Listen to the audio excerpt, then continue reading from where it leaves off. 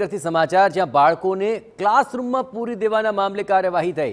શાળાના 3 શિક્ષકો દોષિત સાબિત થયા અને તેમની બદલી કરી દેવાઈ છે। શિક્ષકો બાળકોને ક્લાસરૂમમાં પૂરીને જતા રહ્યા હતા।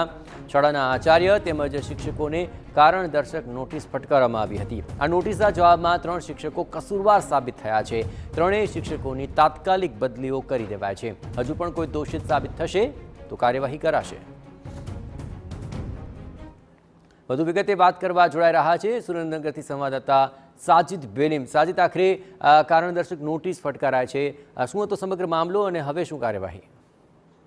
જી જયેશ, જો વાત કરવામાં આવે તો સુરેન્દ્રનગર જિલ્લાના પાટડી તાલુકાનું ફતેપુરા ગામ છે, તો ગામની અંદર એક પ્રાથમિક શાળા આવેલી છે। આ શાળાની અંદર જ્યારે બાળકો ક્લાસરૂમમાં હતા ત્યારે જે શિક્ષકો છે તે ગંભીર બેદરકારી કહી શકાય તેમ તાળું વાંચીને જતા રહ્યા હતા અને બહારગામ અપડાઉન કરતા હતા, જેથી કરીને આ શિક્ષકો જતા રહ્યા હતા। જ્યારે બાળકો બારણા બહાર આવ્યા ત્યારે આ તાળું લાગેલું હતું, જેથી કરીને રોકકળ કરી મૂકી હતી, જેથી ગામના આગેવાનો આવ્યા હતા અને આ બાળકોને તાળા તોડીને શાળામાંથી બહાર કાઢવામાં આવ્યા હતા।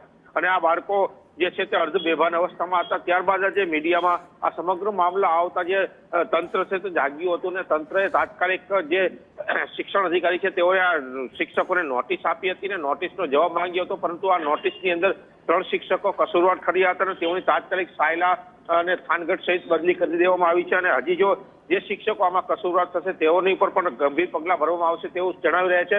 પરંતુ આજે 21 બાળકોને પૂરીને જતા હતા ગંભીર બેદરકારી શિક્ષકોની છે, જે અપડાઉન બારગામથી કરતા હતા, તેઓને હેડક્વાર્ટરમાં જ રહેવાનું હોય છતાં પણ જે આ સરકારના નિયમ વિરુદ્ધ કરતા હતા તેઓની સામે જે આકરા પગલાં લેવામાં આવ્યા છે। જી બિલકુલ, આભાર સાजिद। તો આખરે બાળકોને પૂરી દેવામાં આવ્યા, કારણદર્શક નોટિસ 3 શિક્ષકોને ફટકારવામાં આવી, કસૂરવાર થતાં 3ની બદલી કરી દેવાય છે। પરંતુ આ વિડીયો વાયરલ થયો હતો, TV9 અહેવાલ પણ બતાવ્યો હતો। આપ જોઈ રહ્યા છો આ બાળકોને આ રીતે પૂરીને જતા રહ્યા હતા અને તમામ બાળકો આખરે રોવા લાગ્યા હતા અને તેમની આ ચીસો સાંભળીને ગ્રામજનો ત્યાં આવ્યા અને આખરે આ તાળું તોડીને તેમને બહાર કાઢ્યા હતા। પરંતુ નાના ભૂલકાઓને આ રીતે ક્લાસરૂમમાં બંધ કરવા એ કેટલું યોગ્ય તે સૌથી મોટો સવાલ છે।